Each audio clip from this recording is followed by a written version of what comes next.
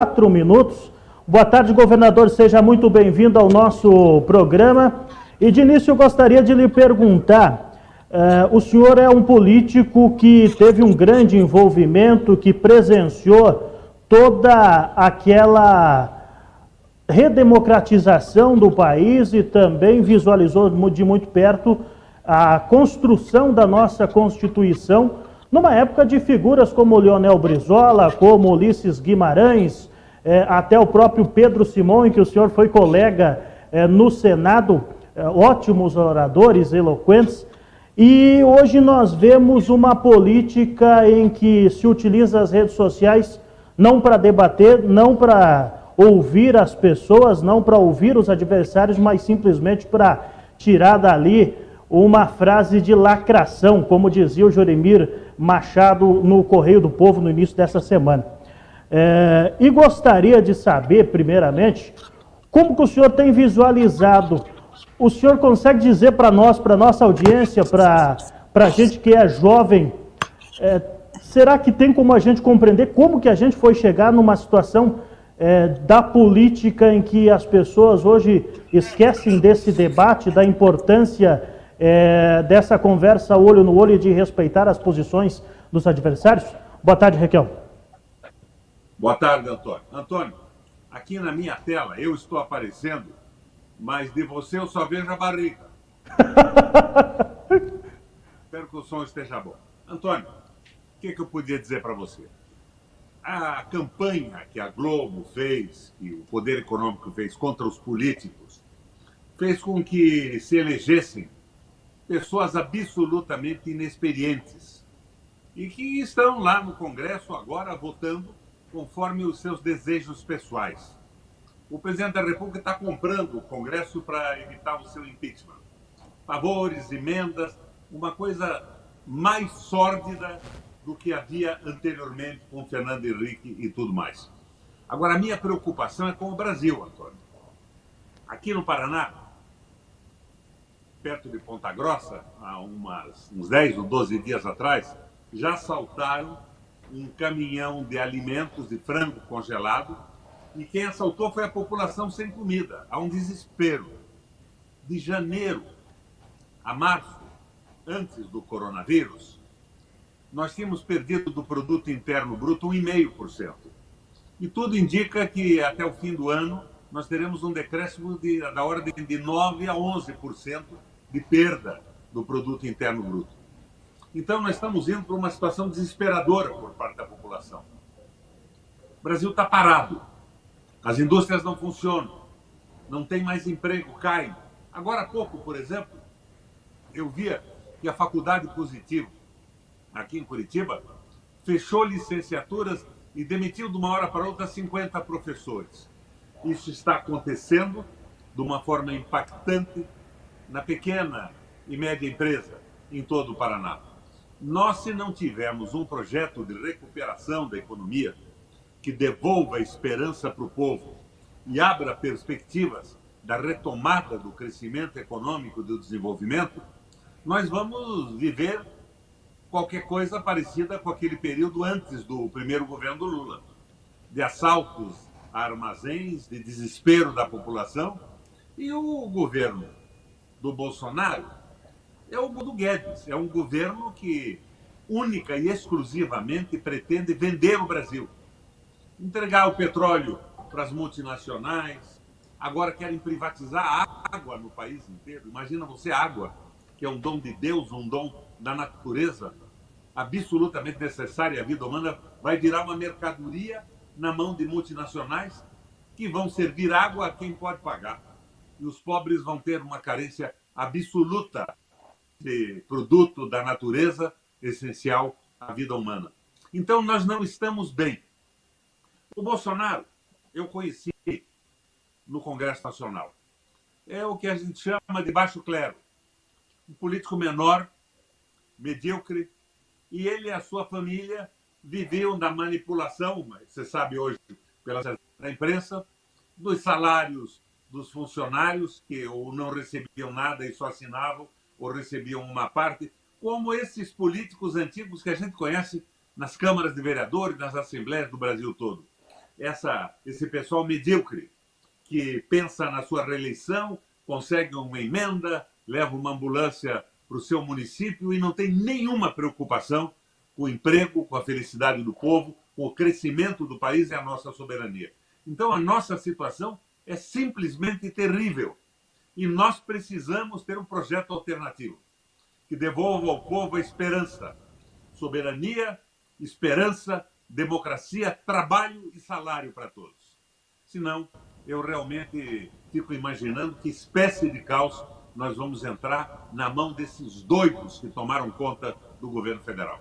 Governador, o senhor fala em projeto nacional de desenvolvimento, isso é uma conversa que existe há muito tempo no Brasil, mas a gente sabe, sai um governo de orientação centro-esquerda, entra um governo de orientação centro-direita ou extrema-direita e se muda todo o planejamento de país. Como idealizar um projeto como esse que esteja acima da mudança de governos de esquerda, de direita, para que o país tenha esse planejamento para o crescimento? Você está falando uma maravilha que provavelmente os anjos viram. Nós nunca tivemos um governo nacionalista, desenvolvimentista e popular. Os bancos têm dominado o Brasil. Eles mandam no Banco Central, aumentam a dívida pública e controlam o país conforme os interesses de lucro. No governo do Lula, por exemplo, onde nós encontramos claramente uma preocupação com a população mais pobre por parte do Lula, na verdade, os ministros da Frente Ampla com que ele governou e o Banco Central estava dominado pelos banqueiros e pelos interesses do grande capital financeiro. O adversário principal do Brasil é o capital financeiro. Eu digo a você, repetindo o Papa Francisco, o capital é bom se ele for aplicado numa fábrica, se ele gerar empregos e salários decentes para os trabalhadores, se ele melhorar o nível tecnológico da indústria, se ele for investido de uma forma que cause o desenvolvimento do país. Mas o capital não pode mandar no mundo, não pode mandar no Brasil. A Bíblia já dizia isso. Não se pode servir a dois senhores, a Deus e a Mamon. E, Antônio, o Mamon bíblico não era nem o diabo nem outro Deus. Em hebraico, Mamon quer dizer dinheiro. Não se pode servir a Deus e ao dinheiro, não se pode servir ao povo e ao dinheiro. Você veja, com toda a crise que nós estamos vivendo, em função da política liberal do Guedes, acelerado pelo coronavírus, sem dúvida, os bancos estão tendo lucros fantásticos, enquanto as empresas estão quebrando e o emprego desaparecendo. Eu dou um exemplo do que se pode fazer para você. Fui governador do Paraná 3 vezes. Eu, numa crise como a de 2008, 2009, que os Estados Unidos quebrou, eu zerei o imposto da microempresa. Baixei o imposto das pequenas para uma média de 2,5% ao mês. Congelei a tarifa de energia elétrica e de água por 8 anos. Criei um fundo de aval para dar garantia aos pequenos agricultores de empréstimos para melhorar a sua safra, porque são eles, basicamente, que alimentam a população do Paraná e do Brasil. Criei o Trator Solidário. E com estas medidas voltadas para a população, nós tivemos, no meu período, o maior nível de geração de empregos do Brasil. E hoje o que está acontecendo? Este governo está querendo quebrar o isolamento social para que a contaminação se acelere. Eles querem salvar o lucro dos bancos, não a vida da população. Não existe um empréstimo para pequenos empresários, que devia existir com juros zero, e um apoio decidido do governo no isolamento social por um período e, posteriormente, testes de contaminação em massa para que se possa programar a saída desse processo. Eles acham que estão em guerra contra o coronavírus, não a favor do povo brasileiro, mas a favor dos bancos e dos milionários. É um governo terrível como nunca existiu na história do Brasil. E nós tínhamos projeto de desenvolvimento, sim. Vou te dar um exemplo. O meu partido hoje está terrível. é o partido de apoio do Bolsonaro. É um partido fisiológico, a meu ver, no Congresso Nacional. Mas nós, lá atrás, produzimos um documento que chamava-se Esperança e Mudança. Nacionalista, desenvolvimentista, olhando para o bem-estar da população e do trabalhador brasileiro. É isso que está faltando, é isso que nós temos que retomar. E, na minha opinião, teríamos que ter uma grande frente popular, nacionalista e democrática, com um projeto único de crescimento econômico, de restabelecimento da soberania, de restabelecimento da democracia, de geração de emprego e de respeito ao trabalhador. Posteriormente, conquistada a retomada do desenvolvimento e restabelecida a democracia, os partidos políticos, então, cada um com a sua visão, iriam apresentando as suas propostas, que seriam, naturalmente, submetidas ao processo eleitoral, e assim se retomava a construção do processo civilizatório brasileiro. Antes de tudo, o trabalhador, e eles só respeitam o capital, entregando petróleo, entregando água. É um verdadeiro horror no Brasil e no Paraná. Você sabe que aqui no Paraná, a Sanepar já foi vendida 80,3%, e que agora querem vender também a Copel Telecom de internet, graças a ela, que eu estou conversando com vocês aqui, graças a essa empresa pública, eu levei a internet de banda larga a todas as escolas do Paraná e estabeleci um ramal de comunicação com todos os municípios, as secretarias da Fazenda e os interesses administrativos do Estado. O Ratinho quer vender. O governo do Ratinho não tem proposta. Ele está simplesmente trabalhando em função dos financiadores da sua campanha. Querem vender tudo, privatizar tudo. Vendem a Brasil Telecom. Ela custou bilhões de reais para ser implantada. Vendem por qualquer coisa, mas depois o Estado tem que alugar.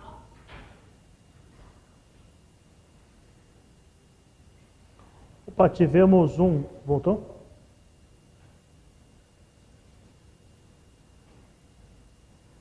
Opa, tivemos um pequeno problema técnico nesse momento, que eu converso com o governador Requião.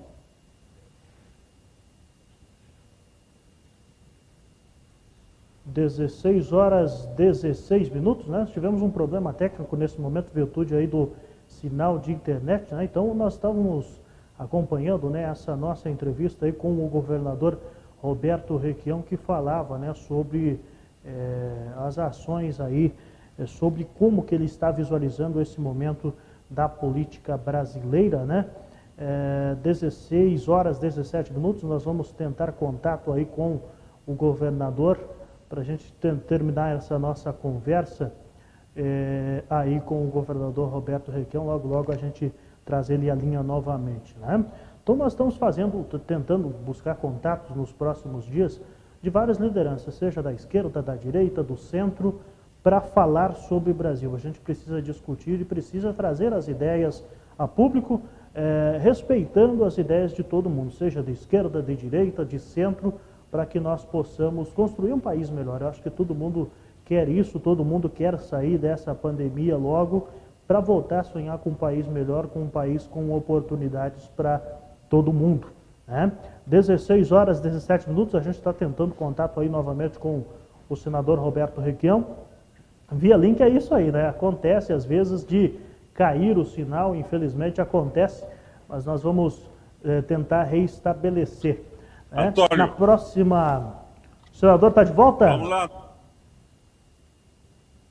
Vamos, já logo o senador retorna aqui. Na próxima segunda-feira, às 17h, a princípio, nós vamos também ter uma entrevista aqui ao vivo. Às 19h, aliás, vamos entrevistar o deputado federal, o Felipe Francischini, que é um dos líderes do PSL do governo federal. Vamos estar conversando com ele também para ele fazer essa avaliação do seu trabalho. Vamos, nesse momento, para o ar. Vamos, governador Requião, está no ar? Estamos tentando retornar.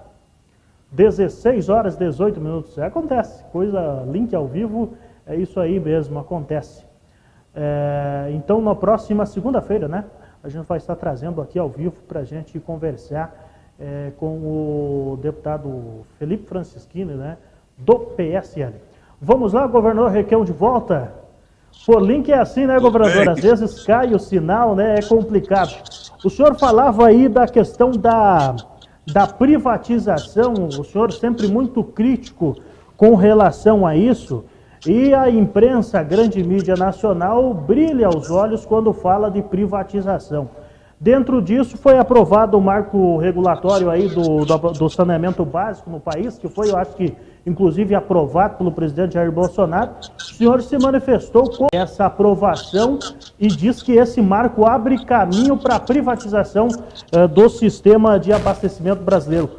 Poderia explicar como isso vai prejudicar o Brasil a longo prazo, na sua visão? Antônio, a privatização no Brasil já era possível. O Beto Richa, o Jaime Lerner e o Ratinho, ao longo do tempo, venderam 80,3% das ações da Sanepar. Agora, veja bem, a Sanepar, no Paraná, era 100% pública. Eles venderam 80,3% para fundos de pensão do Qatar, de Dubai, do mundo inteiro. Ricos, milionários e fundos de pensão. Esse pessoal não tem nenhuma preocupação com a saúde do povo, o saneamento básico do Paraná. O que eles fizeram e o que fazem? Imediatamente, eles cessam os investimentos e aumentam as tarifas para receberem de volta o seu dinheiro na rentabilidade das ações. Então, é isso que acontece. Eles estão privatizando, transformando em mercadoria a água, que é um bem fundamental para a vida humana, é um dom de Deus, um dom da natureza. E as famílias mais pobres e as cidades mais remotas não terão nunca saneamento básico e água tratada, porque elas não dão lucro, porque a sua escala é pequena. Então é mais uma patifaria dos caras que deram o golpe no Brasil e tomaram conta do governo. É o capital financeiro, é o mamão bíblico, é as finanças prevalecendo sobre a vida das pessoas. É um mal muito grande. Isso já aconteceu, a privatização, na França, na Alemanha e na Inglaterra. Deu tão errado que esses países estão revertendo para a propriedade pública para poder haver um sistema que atenda a população. Então, é uma patifaria, é um negócio de financiadores de campanha. É um crime contra o Brasil. Governador, uma questão importante, eu também vi que o senhor se pronunciou, relacionado a uma frente, uma espécie de frente ampla ali com o pessoal do PSDB, está tentando articular lá em Brasília. O senhor acabou não gostando muito dessa ideia. Por que o senhor se opôs a essa frente do pessoal do PSDB aí? Esta frente não gosta do Bolsonaro, mas gosta do Guedes, do entreguismo e não gosta do Brasil. Eles querem derrubar o Bolsonaro, mas querem manter o liberalismo econômico. Querem entregar o pré-sal, a água do país, querem diminuir o salário dos trabalhadores, já acabaram com a aposentadoria pública. É um bando de canalhas contra o país, agindo a favor do domínio absoluto do capital financeiro. Então, nós temos que enfrentar isso num processo eleitoral. Agora, entrar nessa frente. O governo do Lula, de certa forma, foi uma frente ampla. E o que aconteceu com o governo do Lula? Quando resolveram caçar Dilma, e olha, não estou defendendo os erros do governo da Dilma, 5 ministros da Dilma faziam parte da frente ampla. Saíram dos ministérios porque eram senadores. Voltaram para o Senado e votaram pela cassação dela. Então, o que eles querem fazer é uma frente de negocistas associados ao capital internacional para ferrar o país. Não é mais nem menos do que isso. Governador, uma questão importante que marcou o primeiro mandato do senhor foi a questão do Banestado. Ainda há muita polêmica, muita coisa a ser dita do Banestado, porque foi naquela onda de privatizações que assolou o Brasil aí no governo Fernando Henrique, lá se foi o Banestado também. E aí teve uma investigação relacionada a algumas contas do Banestado e que não foi investigado, foi investigado, mas acabou-se não dando prosseguimento na justiça com relação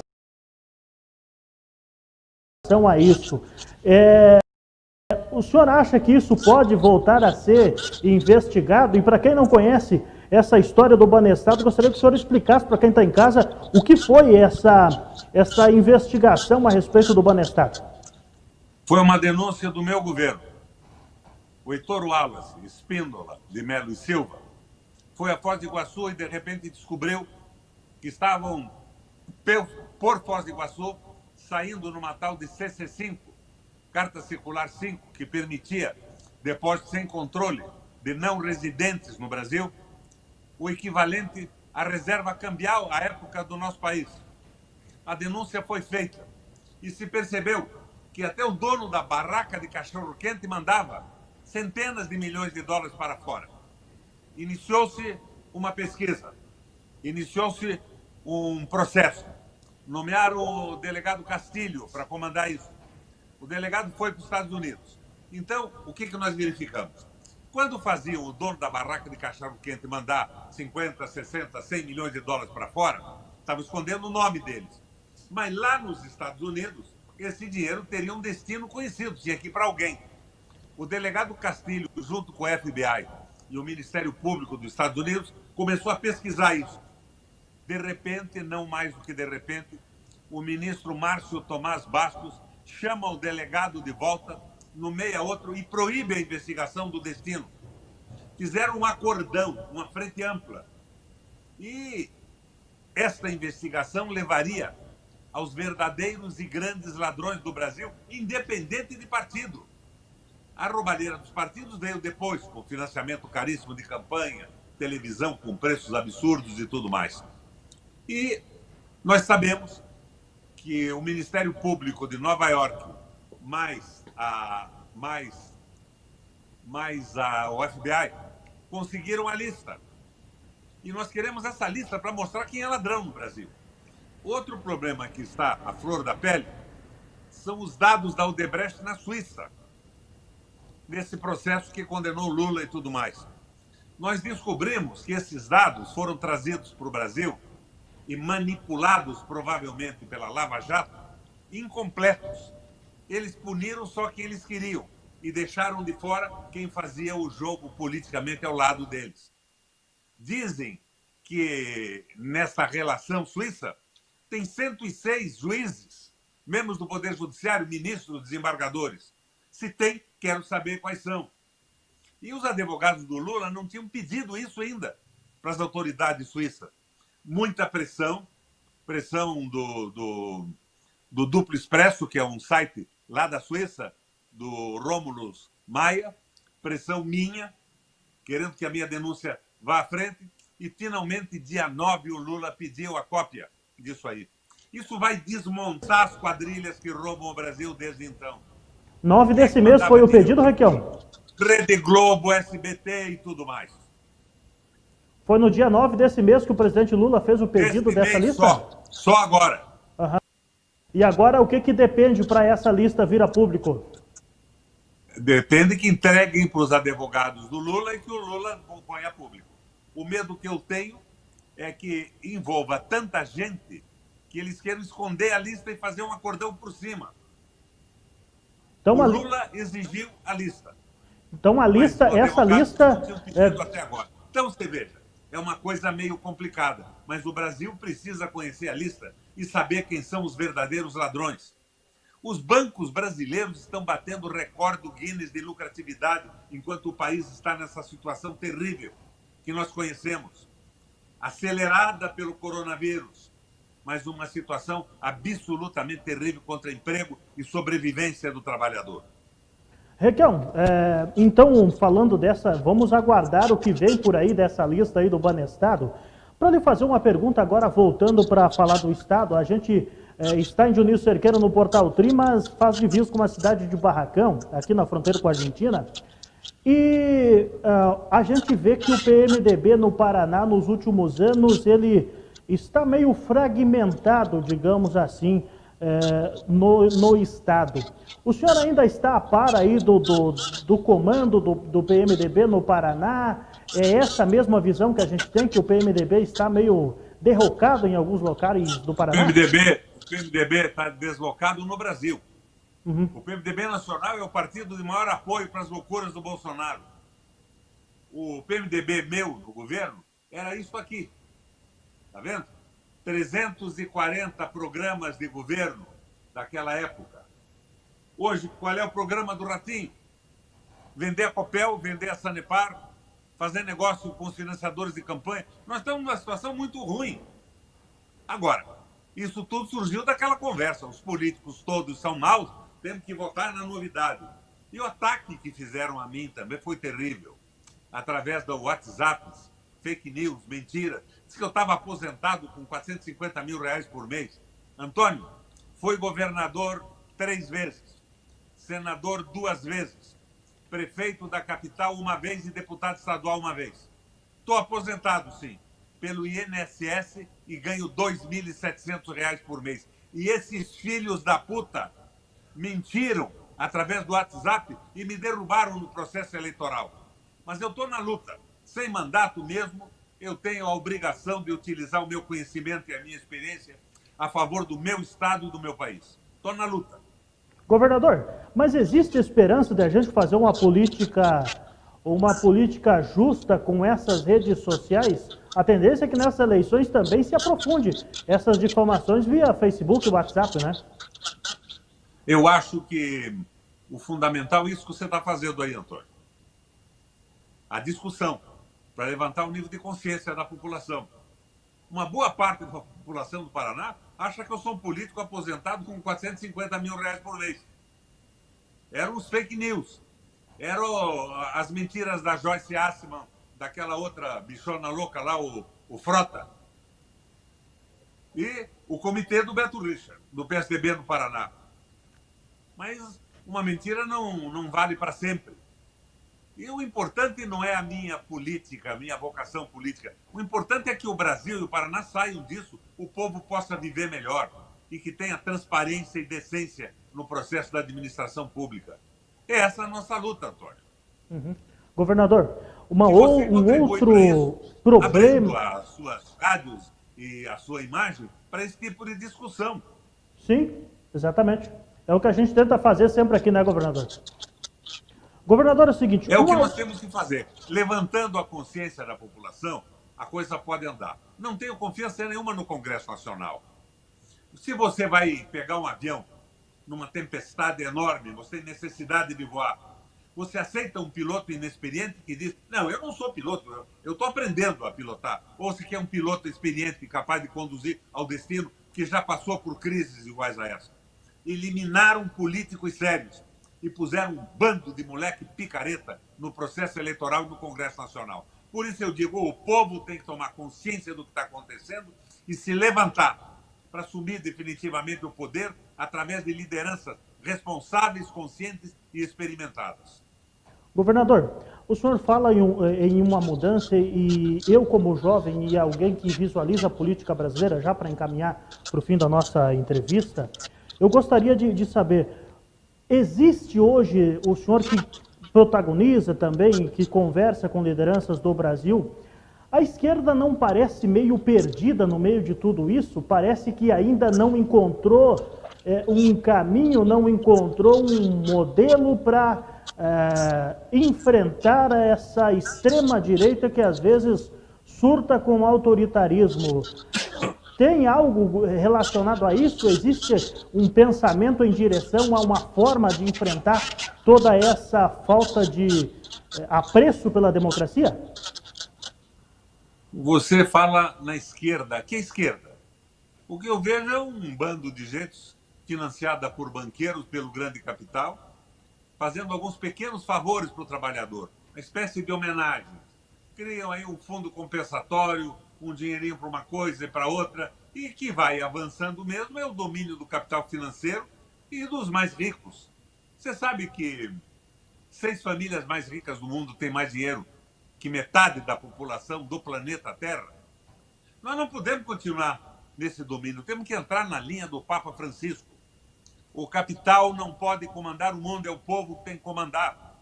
O povo, suas necessidades, sua esperança, a possibilidade de educar os seus filhos, de apresentar saúde pública de qualidade. Por isso que eu digo a você, eu estou filiado ao PMDB ainda.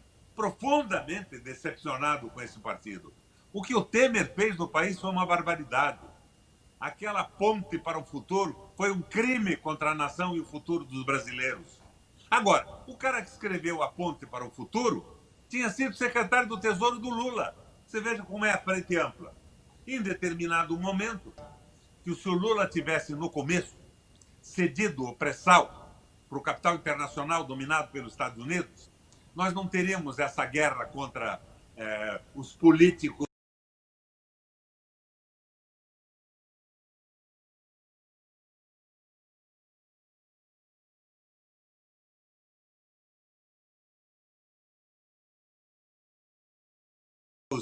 progressistas.